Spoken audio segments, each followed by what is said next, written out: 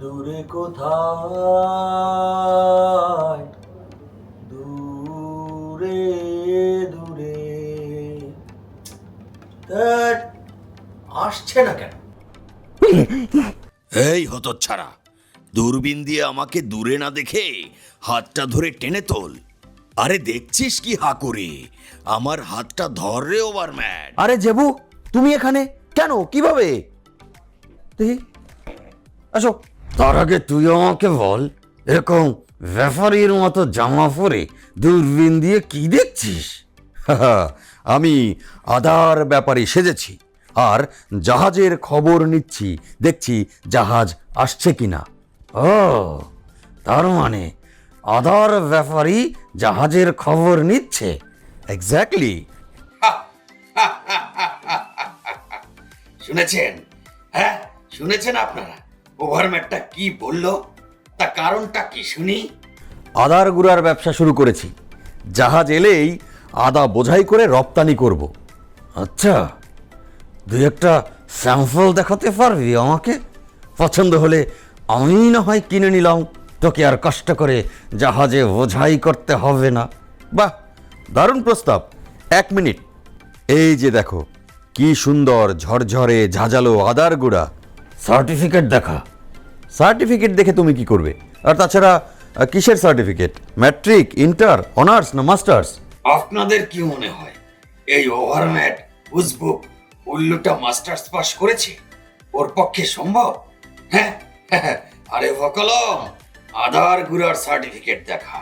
তোর এই আদার গুঁড়া সরকার অনুমোদিত কোনো ল্যাব থেকে টেস্ট করা?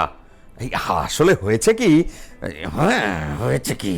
ল্যাব টেস্টের সার্টিফিকেটে উল্লেখ করা মানগুলো যেমন ময়েশ্চার সর্বোচ্চ 10%, টোটাল অ্যাশ সর্বোচ্চ 8%, অ্যাসিড ইনসলিউবল অ্যাশ সর্বোচ্চ 1.5%, ক্রুড ফাইবার সর্বোচ্চ 8%, ভোলেটিল অয়েল 100 গ্রামে সর্বনিম্ন 1.5 গ্রাম, সালমোনেলা অ্যাবসেন্ট ইন 25 গ্রাম। আরে এত সব মেনটেন করে ব্যবসা করা যায় নাকি? নামটা আমার জেবু খা, জেনে বুঝে খাই। ওই যে যারা আমাদের দেখছে তারাও আমার মতো জেনে বুঝে খায়। কাজেই বাছাধন, ল্যাব টেস্টের সার্টিফিকেট ছাড়া তুই কোনো পণ্য বিক্রি করতে পারবি না। এই যে এইসব আদার গুঁড়ায় চালের গুঁড়া, কর্নস্টার্চ, গমের আটা, পুরানো বা নিম্নমানের আদা, এমনকি রং বা অন্য ভরাট উপাদানও যে মিশিয়ে দেওয়া হয়নি, তার নিশ্চয়তা কি? হ্যাঁ, বলো কি, আদার গুঁড়ার সাথে এত সব জিনিস মিশিয়ে দেওয়া হয়? সব ক্ষেত্রে না, কিছু কিছু ক্ষেত্রে এমনটা হতে পারে। আচ্ছা, এইসব ভেজাল মিশ্রিত আদার গুঁড়া খেলে কি হয় জানিস? কি? পেটে ব্যথা, বদহজম, ডায়রিয়া বা বমি হতে পারে। ছাঁচ বা জীবাণু থাকলে খাদ্যে বিষক্রিয়া হতে পারে। অতিরিক্ত রাসায়নিক বা অনুপযুক্ত রং থাকলে অ্যালার্জি, ত্বকে র্যাশ, গলা জ্বলা বা শ্বাসকষ্টের মতো সমস্যা হতে পারে। দীর্ঘদিন নিম্নমানের বা দূষিত খাদ্য খেলে লিভার ও কিডনির উপর চাপ পড়তে পারে। আর আদায় যে স্বাভাবিক উপকারিতা, যেমন হজমে সহায়তা, তারপরে খাবারের স্বাদ গন্ধ, সেগুলো ঠিকমতো পাওয়া যায় না। তাহলে তো দেখছি আমার আদার গুঁড়ার ব্যবসাও করা হবে না আর খাওয়াও হবে না। খাবি? এখনো কিছু ভালো মানুষ আছে যারা মানুষের সুস্বাস্থ্যের কথা চিন্তা করে প্রাকৃতিক পদ্ধতিতে আদার গুঁড়া তৈরি করে।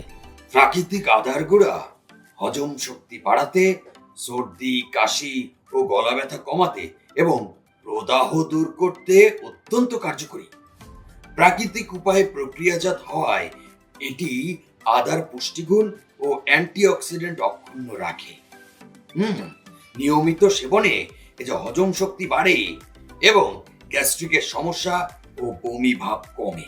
অতএব আপনি আপনার পরিবারের ফুড গার্ডিয়ান হওয়াতে সেই পণ্যটি কিনবেন যে পণ্য আপনার বিশ্বাসের মর্যাদা রক্ষা করবে। কিরে, বুঝতে পেরেছিস? অবশ্যই, কিন্তু সমস্যা হচ্ছে জাহাজ এলে আমি তাদের কি বলবো? কিছুই বলতে হবে না, কারণ আমি ওদের আগেই বলে দিয়েছি, আসতে বারণ করে দিয়েছি। হ্যাঁ? হ্যাঁ, শোন, আমি যতদিন তোর সাথে আছি তুই একটাও ভুল ডিসিশন নিতে পারবি না। ধন্যবাদ। হ্যাঁ। ভেজাল নাই .com